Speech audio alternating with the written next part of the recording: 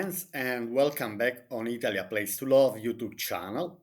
And welcome back to the episodes of the 20 region of Italy explained. So, by reading the articles on this website called italia.it. Now, I'm gonna continue making videos about the 20 regions of Italy because now, anyway, I've started and I want to cover all the 20 regions, northern, center, and southern regions. But in the end, after this series, I will stop and I will just focus on the southern Italian region, as I said, and most of you probably know. And I will focus just on Basilicata, Apulia, Abruzzo, Molise, and Campania region. And I will start showing mainly the beauties of this area. But for now, let's continue our journey through the 20 regions of Italy explained. And so, in alphabetical order, after Liguria, now we are going through exploring Lombardy region, that in Italy we call it Lombardia. So let's start from this picture here. This picture is the main square in Milan, called Piazza del Duomo, the Dome Square. Anyway, and this is the Duomo, the cathedral, the main cathedral of Milan town, Milan city, with the beautiful galleries, with all the statues and so on, with all the beauties of this town, of this city. Okay, let's start reading and let's start investigating about what Lombardy has to offer. Lombardy, a dynamic land immersed in the present and reaching towards the future, but with an extraordinary heritage of art and nature. Lombardy is a region in the north of Italy known for its industry and finance, of course, but also for its art and extraordinary landscapes, starting with the picturesque lakes and its mountains, Val Camonica and Valtellina in primis. Capital and symbolic city, Milan represents the industrious heart that goes hand in hand with other cities with a vibrant spirit. Anyway, it's the town, the main city in Italy with Rome, let me say, is a vibrant city. And anyway, all the region itself is it's worth it to see anyway. So let's start and let's investigate in a bit the region itself with all the provinces. Now, as far as we can see here on the map, we can say that Lombardy is the region with more provinces in Italy than any other region. So let's start, for example, from here, from the southeastern part of the region, with this town called Mantua, that in Italian we call it Mantova. So there is a translation in English for this town. Mantova is in the southeast of the region, bordering with two other regions like Veneto and Emilia-Romagna. Then going western direction, we have Cremona province. So Cremona is another beautiful town. All these towns are full of history. Now Mantova, Cremona, then going uh, western direction, we have another province called Lodi. It's not very big. Then going western, we have Pavia. Pavia is another um, beautiful town and province. Anyway, it's very well known for La Certosa di Pavia. Certosa was a kind of place, a big construction for priests and for all religious people. Then going northern direction, we have Milan province. Okay, Pavia is also bordering with Emilia-Romagna region, with Liguria and Piemonte region. Then, anyway, we have Milan, that is not only the capital, but is also a province. So there is Milano province. Then going northern direction, we have Monza. Monza is another beautiful town, very, very close to Milan, maybe 20 minutes, 30 minutes driving, but small province itself. Then we have the northern provinces, which are Varese, bordering with Piemonte region, and with Switzerland. Then we have Como province that is also bordering with Switzerland, this part here, and it's also well known for Como Lake. Then going eastern, we have Lecco, another medium-sized province, not very big. Then going northern direction, we have Sondrio. Now, Sondrio is bordering most of the provinces bordering with Switzerland. And this area here in white, bordering with Sondrio, it's well known to be the Swiss part where they speak Italian. So, because in Switzerland they have three languages, one is French, one is German, and one is Italian. The Italian part is the smallest, but anyway, if you are visiting, for example, this area of Switzerland bordering with the Lombardy region, you might find that most of the people are speaking Italian. Then going southern direction, we have a quite big province called Bergamo. Bergamo now, it's another city that probably many of you know, well known for the airport as well, because one of the most important hub in Europe and in particular for Italy, that connects to most of the towns to the most of the city in Europe is Bergamo. Then we have Brescia. Now, Brescia, we can say, is the biggest province here in Lombardy region and is bordering with Veneto region. And is also part bordering the Brescia province is also anyway facing the Garda Lake, one of the biggest lake in Italy that is bordering between Lombardy and Veneto region. Okay, after this introduction, we can go and start reading all we have to know about Lombardy region. Let's go. Now, Lombardy, the engine of Italy and a region of culture and charm. Let's see. Now, here we have a picture of the cathedral in Milan, il Duomo di Milano, the dome, but it's mainly a cathedral. Then, a vast territory with a wide variety of landscapes. The Lombardy region stretches from the Alps to the Po Valley and includes large industrial centers, cities of art, and small villages rich in history. Known as the region of the lakes, it is home to more than 15 lakes, including the most important lakes that are Garda Lake, Lago Maggiore Lake, we say Lago, anyway, Lake Maggiore, Lago di Como, Como Lake, and Lake Iseo, Iseo we say in Italian, Lago di Iseo. It is a dynamic land that hosts a unique blend of ancient and modern landscapes, the most advanced industry, and long established agricultural practices. It is also home to Milan, a world capital of design, fashion, the stock market, and finance. The unique flavors and tradition throughout Lombardy tell of historical phases and dominations that have marked the region across the ages. Now, here, for example, anyway, we have a map. Uh, it's not showing the region itself, but here we can see anyway the border with Switzerland, how Sondrio, for example, is close to Switzerland. Also here, we have Como, Varese, Como here, Varese, Milano, Pavia.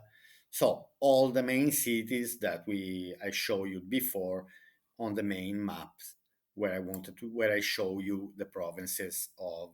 So then anyway, it's not far from Torino. It's well known that between Milano, Torino, and Genoa, this was the triangle of the industry in Italy. Anyway, it's a very industrial area, in particular this area, a lot of farming, and so on. Okay, let's continue reading about the origins and history of Lombardy. Now, this probably many of you know this painting here. This is The Last Supper, painted by Leonardo da Vinci, one of the most important Uh, he was a genius, an Italian genius in the Renaissance time. Now, many archaeological finds reveal that Lombardy has been inhabited since ancient times, the most notable being the extraordinary collection of cave paintings in Val Camonica. When the Romans began their conquest of the area, the territory was renamed Gallia Cisalpina. Now, for who doesn't know, for example, Gallia is the name that France used to have. So basically, the northern part of Italy used to be called on the others France on the other side, because Cisalpina means like on the other side of the Alps. So anyway, we know that Italy is bordering with France. So this was the northern western part of Italy was called Cisalpina Gallia. The French, France on the other side of the Alps. And they imposed to use of their own language, laws and customs.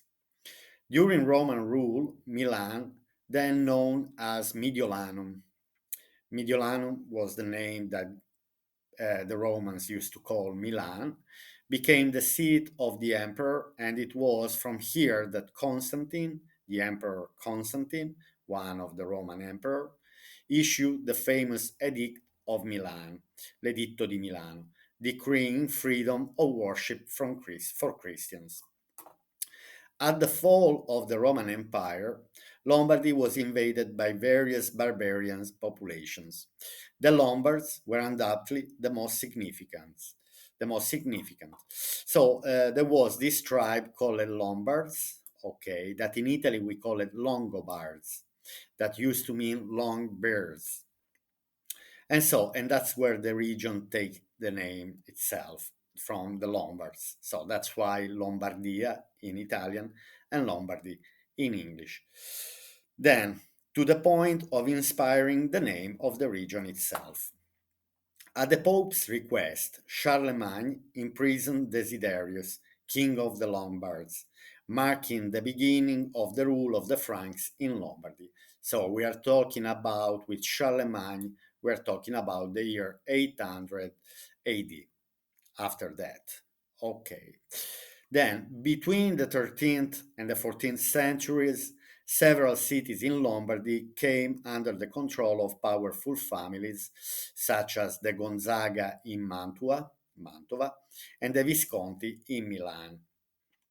Okay, this was followed by centuries of Spanish and Austrian rule. So then the north of Italy, after the Renaissance, had started being conquered by the Spanish, and then the last ruling in Milan before the unification of Italy were the Austrians, with the Austro-Hungarian Empire, where when Venice and Milan they were both part of the Austro-Hungarian Empire.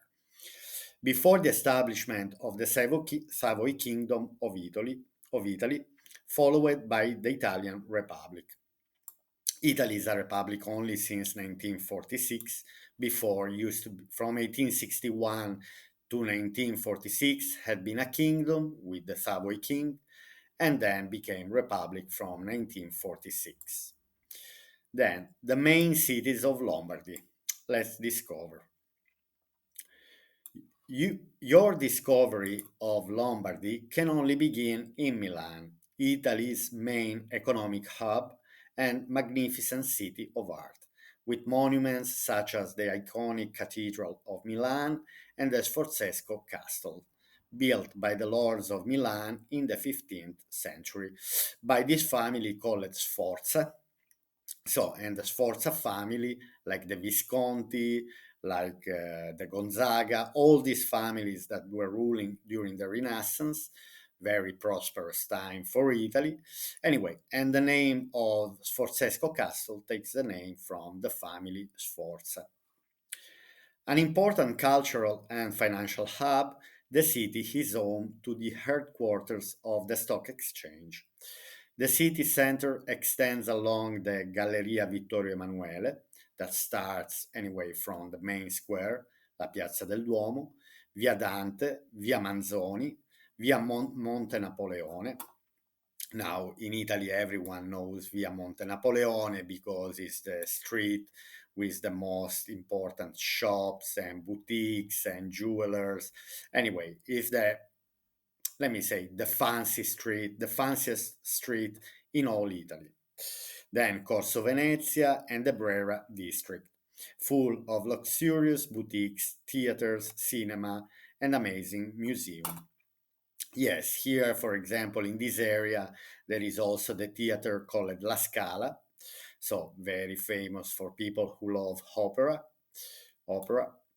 Now, among its many treasures, the city hosts Leonardo da Vinci precious painting The Last Supper, as I said before, created in the refectory of the Santa Maria delle Grazie church. The city of Brescia, so it's well worth to be visited.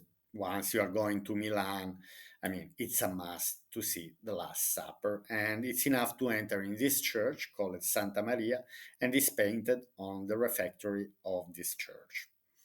Then, the city of Brescia, a long underappreciated important industrial hub and remarkable city of art, has recently experienced a great revival.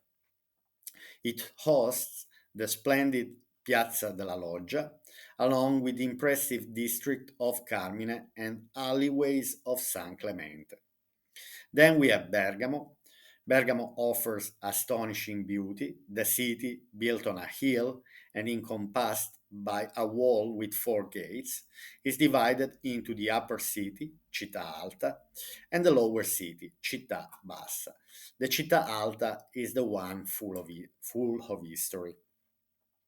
Then, the former has a medieval center that boasts important historical monuments, such as the cathedral and the church of Santa Maria Maggiore, while the modern heart of the city is located in the lower part. Finally, Mantova is a quick and easy city to explore, built on a quiet bend of the Mincio River. It has a small center full of squares and buildings, such as the Palazzo Te, the legacy of the Gonzaga family. Nearby, you will find lakes and Mincio Park, that is also well worth it to be visited. Then, what to see in Lombardy? Five unmissable stops. Now, here we have an image probably from Como Lake, I can guess, but this could also be, but I guess it's Como Lake, Baggarda Lake, Maggiore Lake, Iseo Lake.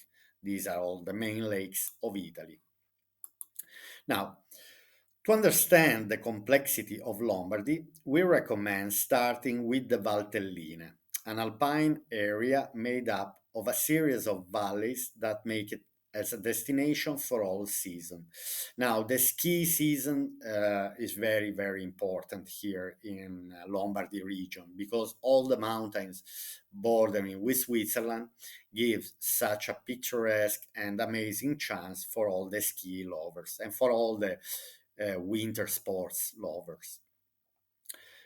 So alpine area made up of a series of valleys that make it a destination for all season, with spas, beautiful lakes, picture perfect landscapes, and characteristic villages with typical stone houses.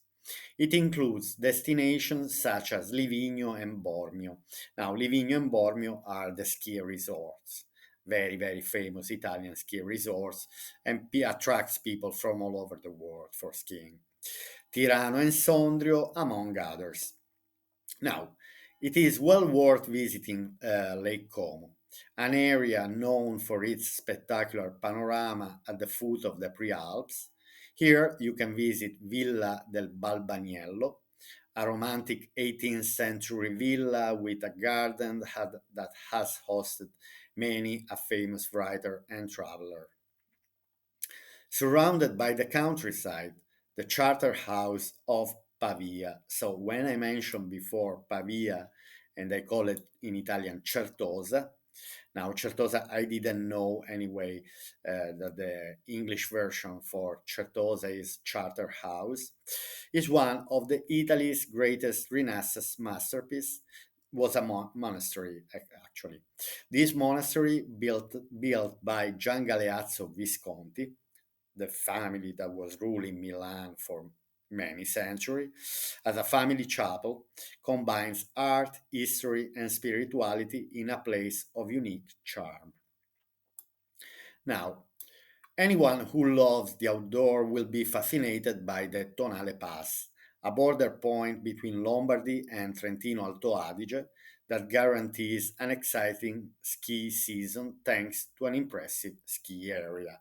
And we have to say that it's one of the most important in Italy, but with Trentino Alto Adige and Lombardy, these two regions, then also Veneto and Piemonte offer a lot of ski resort, but the main two are Trentino Alto Adige, that I'm going to cover in the future as a region, and Lombardy. Then, unusual places in Lombardy, three destinations for curious visitors. Now, here probably there is an image. This is Garda Lake because it's the biggest, and as you can see, is a quite big lake. Now, one of the most unique places is the beautiful village of Monte Isola, the largest lake island in Europe. I didn't know. So, and we find this in the heart of Lake Iseo. So, Lago di Iseo, in it, we can find this island that it looks like is the biggest island in a lake in all Europe, in the province of Brescia. Anyway, it's well worth it to visit also Iseo Lake. The Oltrepo Pavese is the ideal destination for anyone seeking relaxation along with a good wine. It lies below the Po River and is brimming with castles, villages, vineyards, and rich wine and food tradition.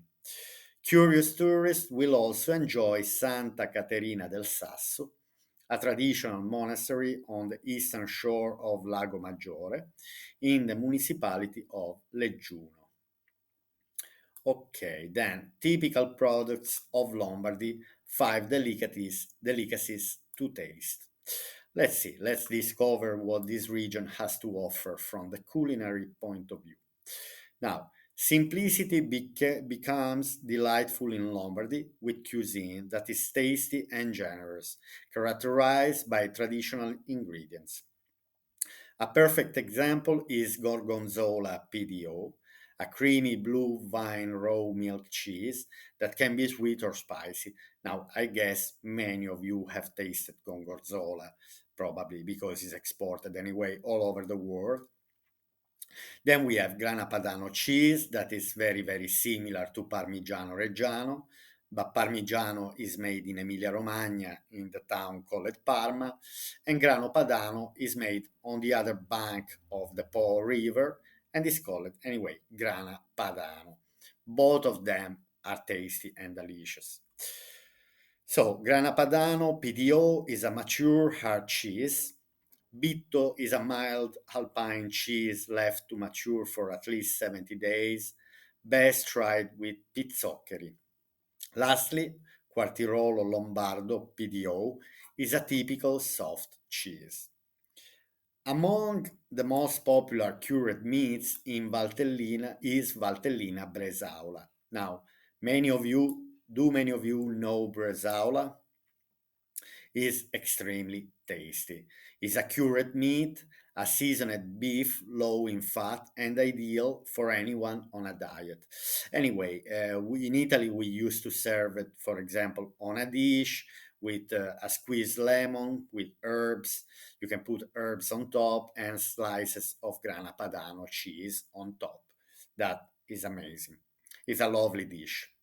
So, Bresaola, and it's funny, it's not funny, but it's interesting that Bresaola, anyway, is one of the few cured meat in Italy that is not made from pork, but is made from beef. Now, also worth trying at least once is Mantuan pumpkin, one of the most popular pumpkin varieties thanks to its unique sweetness. Tortelli di zucca are a delicacy, and you can learn how to make them by attending one of the many cooking courses organized in and around Mantua. Now, from anyone, for example, who is in love of the Italian cuisine, I'm not personally covering much about food and cooking, let me say. Um, Even if every Italian loves cooking. But we all know that on YouTube is full of YouTubers that are covering the cooking and in particular the Italian recipes. So if you're interested in this type of recipes, it's enough to Google it. To write on YouTube, to search on YouTube or to Google it, and you will easily find the recipes. Then, how to make them by attending one of the many cooking courses organized in and around Mantua, but also it's possible to find online. Events in Lombardy, two opportunities not to be missed. Let's see. Now, Lombardy comes alive all the time, but among the events that attract the most people from all over the world are the Milan Furniture Fair, the Fashion Week, for example, the most important international trade fair for the home, design, and furniture sector, and Milan Fashion Week. Actually, you see, they just mentioned, which transformed the Lombard capital into a dynamic catwalk. Okay, my friends, so we covered interestingly all this region. So I'll wait for you to the next episode of the 20 regions of Italy explained. And so I'll see you to my next video. Put like and subscribe if you enjoyed the video, and have a nice day to the next region. Bye.